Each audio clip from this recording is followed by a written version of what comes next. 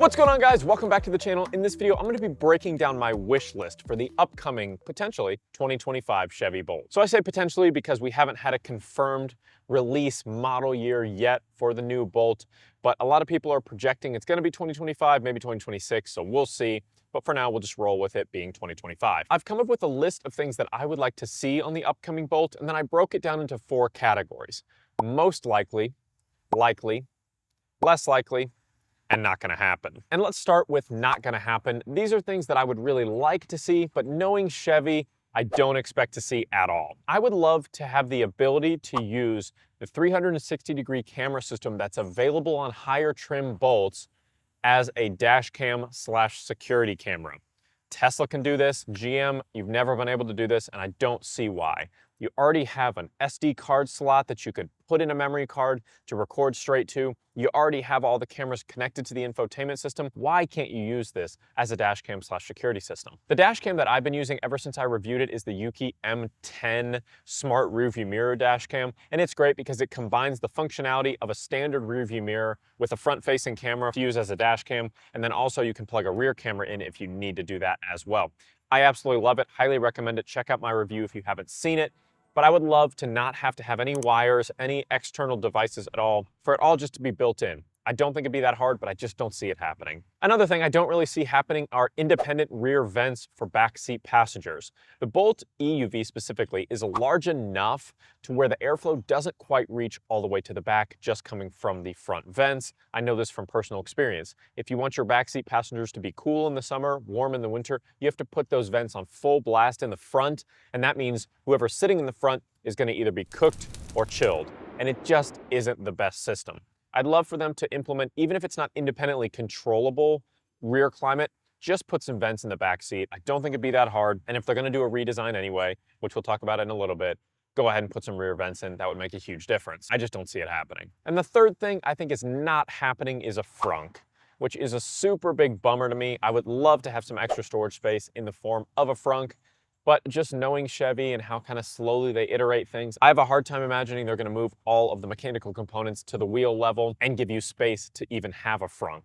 So I'm thinking we're never going to get that, at least not for a while, which really stinks. I'd love to have a frunk, but I just don't see it happening in the near future. All right, so let's move to the less likely category. I've got 3 things in this category as well. Number 1 is additional semi-autonomous driving features.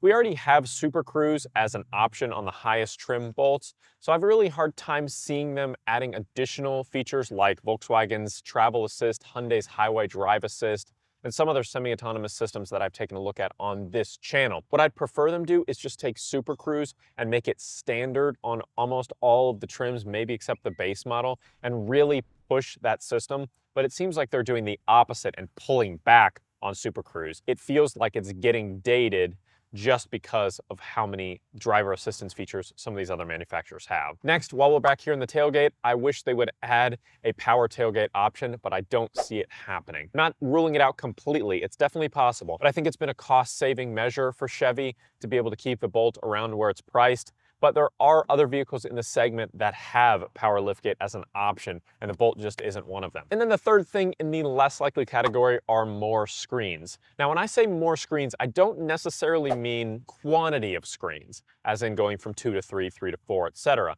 I just mean maybe larger screens, maybe a new designed larger digital display, a larger infotainment display. We have that on some other Chevy models like the Tahoe, which I've taken a look at. It's definitely possible. Chevy could do it. We'll see if they do it on the next generation Bolt or not, or if they stick with the standard layout they've gone with since like 2017. We've had graphic package design changes over the years, but really, not much has changed as far as the dimensions, so we'll see if we get that, but I'm not predicting it. So speaking of that, let's move into the likely category, and I actually have an updated gauge cluster in the likely category. I think if they do this, we'll probably get a little bit of a different screen size, but again, we've been running with the same graphics package for many years now. There have been little tweaks here and there, but really it stayed pretty consistent, and I think that it's going to change to make it more modern and fit alongside some of the other Chevy vehicles that we have in the lineup, the Equinox EV, the Blazer EV, the Silverado EV. You get the point. I think it's gonna be very reminiscent to what we have on the Silverado currently, that Android in-vehicle system that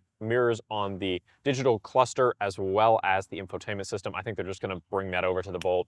I don't know if it'll be this generation, but sometime in the near future for sure. So that's why I have it in the likely category. Next, in the likely category, I have a dual motor or sport version. I would absolutely love to have an RS Bolt option. Maybe one that sacrifices range for additional horsepower, something like 290 horsepower with like 190-mile range versus a long range version that has maybe 260 miles of range with 200 horsepower, something along those lines would be absolutely awesome. Just giving people the option, because there are certain people, I'm one of those people, that don't really need the entire range that the Bolt has to offer. I'm grateful for it, but I don't necessarily need it. Like, I never go 240 miles in a day where I don't have the time to charge. I just don't need it. So I would rather have less range, like 200 miles of range, and have 80 to 90 more horsepower. I'm not saying they're necessarily going to call it the RS Bolt, but I do think we'll get some kind of differentiation between a long-range version and a performance version, just like we're seeing on the Blazer. And then finally, in the likely category, I've got a panoramic roof option. Now, let me clarify this. We already have a pretty large sunroof, at least for the size of the Bolt, on higher trim levels. It extends a little bit into the back seat, not much, but a little bit. I still consider that just your standard size moonroof, but some people might consider it panoramic. I'm talking about an entirely glass roof where part of it can slide back. We have options like this on other models in the segment.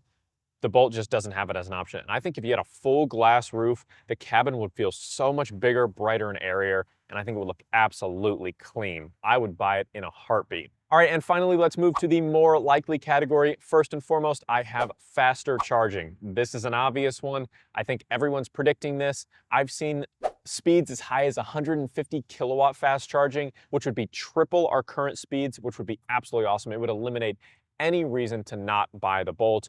For people like some of you out there that like to travel and want to use the Bolt as more than just a city cruiser and want to go on road trips with it, this fast charging upgrade, if it does happen, would completely change it and eliminate any downside to buying the Bolt. It stayed at its current price point, had some upgrades to the safety systems, had some upgrades to the self-driving systems, and 150 kilowatt fast charging minimum.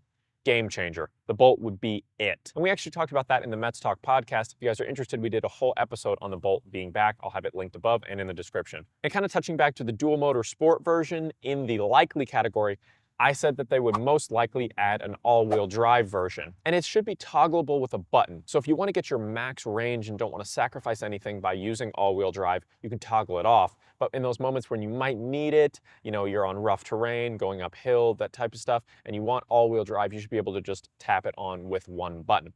Can't see why, from any mechanical standpoint, why they wouldn't be able to do this. So I would definitely expect to see an all-wheel drive version of the Bolt when it gets redesigned, if not an all-wheel drive version that goes hand in hand with an RS or dual motor version. And the final thing in the more likely category is an obvious one again, and that is a design refresh. I predicted on the pod, as I just mentioned, that we would be getting a design refresh when the new Bolt is unveiled.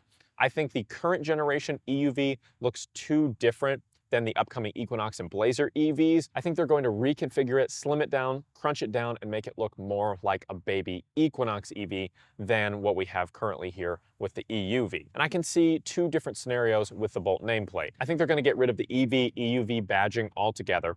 There either is just going to be the smaller EV size, but just called the Bolt, or the larger EUV size, just called the Bolt. They're going to eliminate the little acronyms after the fact. But either way, whether it's the smaller EV size or the larger EUV size, they're still going to scrunch it down, make it look more like a baby Equinox. That's my prediction. And inside, it'll come with the same updates, different seating surface, you know, updated materials, updated layout of the screen. I think the shift-by-wire pad will stay the same, but you'll get minor things here and there, maybe an updated steering wheel.